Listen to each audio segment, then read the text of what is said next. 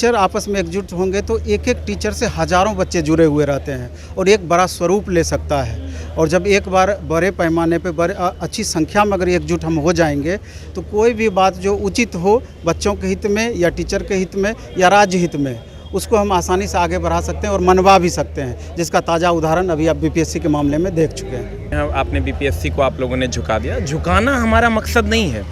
आज से पहले भी देश में आंदोलन होते आ रहे हैं, हम लोग अपनी बातों को रख रहे हैं। कोरोना का ही उपज है ये कैब।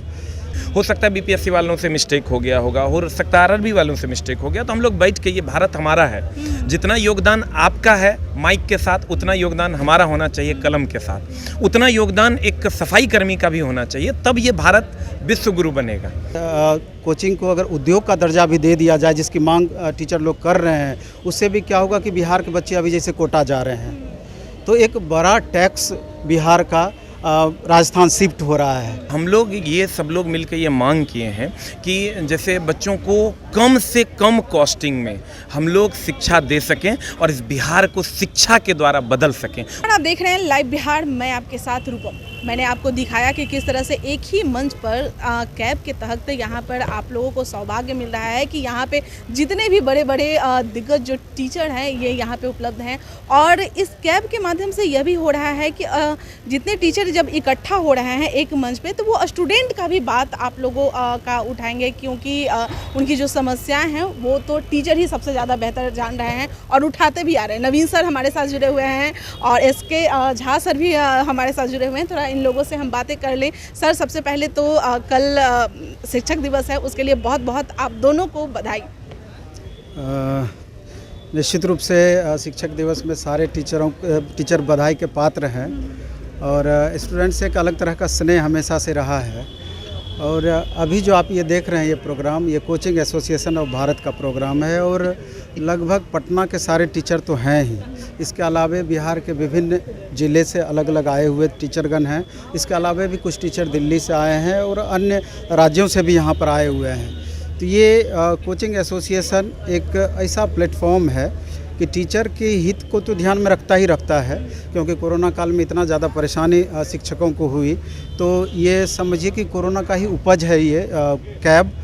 तो हमारा ये उद्देश्य है कि टीचर के साथ साथ स्टूडेंट को भी किस तरीके से स्टूडेंट के हित को भी ध्यान भी पूरी तरीके से संपन्न हो पाए, उसको हम ले पाएँ और अपने में समा पाएँ, वो स्टूडेंट के हित को भी ध्यान में हम रख पाएँ।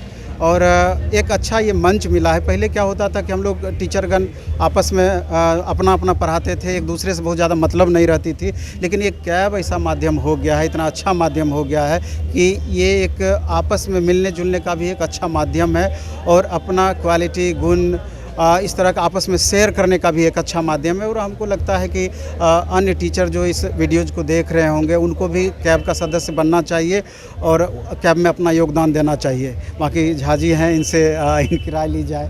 सर, मैं झाजी से तो बात करूंगी ही। मेरा एक और सवाल है, जो स्टूडेंट लगातार आप लोगों से मुखातिब होना चाहते हैं, बात पूछते रहते हैं। सर, मैं अभी जैसा कि मैं देखी थी अभी बीपीएससी का जो मामला आया हुआ था उस समय जैसे ही आगाज़ हुआ दिलीप का, उन्होंने कहा कि मतलब सपोर्ट आप लोगों ने भी पूरा तरीका से किया था, कोचिंग संस्थानों को बंद करके स्टूडेंट ने सपोर्ट किया था और कहीं ना कहीं सरकार को भी झुकना पड़ा। तो वही मेरा ये जानना है कि एक्चुअली में स्टूडेंट और टीचर का दोनों का इस तरह का म्यूचुअल रिलेशन है कि दोनों का अस्तित्व एक दूसरे से जुड़ा हुआ है।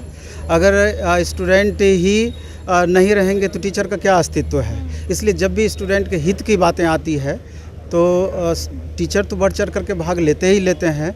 और हमारा अन्य तमाम टीचरों से भी आग्रह है कि जब भी स्टूडेंट के हित की बातें हो तो आपस में एकजुटता का परिचय देते हुए, चूँकि टीचर आपस में एकजुट होंगे तो एक एक टीचर से हज़ारों बच्चे जुड़े हुए रहते हैं और एक बड़ा स्वरूप ले सकता है। और जब एक बार बड़े पैमाने पे अच्छी संख्या में अगर एकजुट हम हो जाएंगे तो कोई भी बात जो उचित हो बच्चों के हित में या टीचर के हित में या राज्य हित में, उसको हम आसानी से आगे बढ़ा सकते हैं और मनवा भी सकते हैं, जिसका ताज़ा उदाहरण अभी आप बीपीएससी के मामले में देख चुके हैं। चलिए, एसके झा सर आप हमारे साथ जुड़े हुए हैं, थोड़ा सा हम इनसे भी बात जान लें। सर, आप लोगों का ये जो कैब है, कहीं ना कहीं सरकार भी इससे डर जाएगी, काहे कि आप लोग का पूरा समूह एक साथ जुड़ गया है। इतने सारे बच्चे, जितने भी टीचर हैं, सारे टीचर के साथ बच्चे भी जुड़े हुए रहते हैं, उतने सारे बच्चे भी एक साथ एक प्लेटफॉर्म पे अब आप लोग आ गए हैं। देखिए, हमारा मकसद डराना नहीं है, हमारा मकसद जगाना है।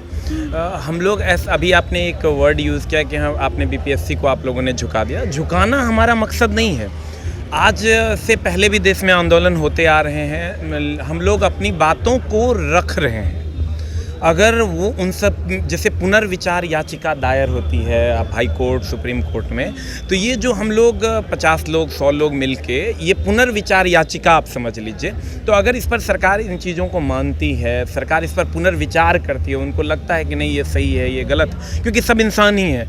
हो सकता है बीपीएससी वालों से मिस्टेक हो गया होगा, हो सकता है आरआरबी वालों से मिस्टेक हो गया, तो हम लोग बैठ के ये भारत हमारा है, जितना योगदान आपका है माइक के साथ उतना योगदान हमारा होना चाहिए कलम के साथ, उतना योगदान एक सफाई कर्मी का भी होना चाहिए, तब ये भारत विश्व गुरु बनेगा।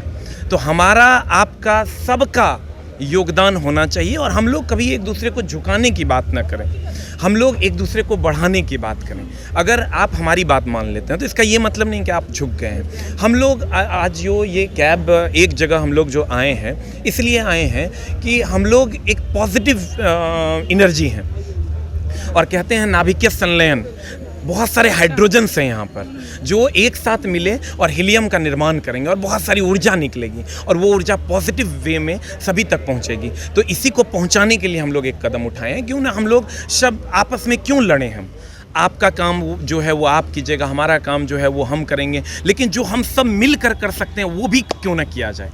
तो उसी के लिए हम लोग एक साथ आए हैं कि बच्चों को कहाँ कहाँ दिक्कतें हो सकती है, शिक्षकों को कहाँ कहाँ दिक्कतें हो सकती है। शिक्षक से बड़ा समाज का आईना कोई नहीं हो सकता। अगर आप बिहार को बदलना चाहते हैं तो आपको एक वर्ड अगर लिखना पड़े तो वह है शिक्षा, और उसमें शिक्षक का बहुत बड़ा योगदान होता है। तो बच्चों का जो शिक्षा ले रहे हैं उनका बहुत बड़ा योगदान। तो हम लोग मिलकर आइए इस बिहार को, इस भारत को एक बार फिर से विश्व गुरु बनाने के लिए गुरुओं को एक साथ होना पड़ेगा। उसी की दिशा में हम लोग कदम बढ़ाए हैं और सब गुरु एक साथ होंगे, भारत हमारा विश्व गुरु बनेगा और उसी के लिए हम लोग काम करेंगे। और कहीं ना कहीं ये जो हाइड्रोजन जमा हो रहा है और हीलियम का निर्माण होने के बाद जो ऊर्जा आएगी उस ऊर्जा को अलग अलग जगहों पर डिस्ट्रीब्यूट किया जाएगा, यही हमारा मकसद है। और एक साथ करने के लिए ही अभी आप देखे होंगे कि बिहार सरकार के उद्योग मंत्री भी यहाँ आए हुए हैं, समीर कुमार महासेठ, और हम लोग का कोचिंग एसोसिएशन का एक मुख्य मांग ये भी था कोचिंग विलेज के कॉन्सेप्ट का, कि जितने भी कोचिंग्स हैं पटना में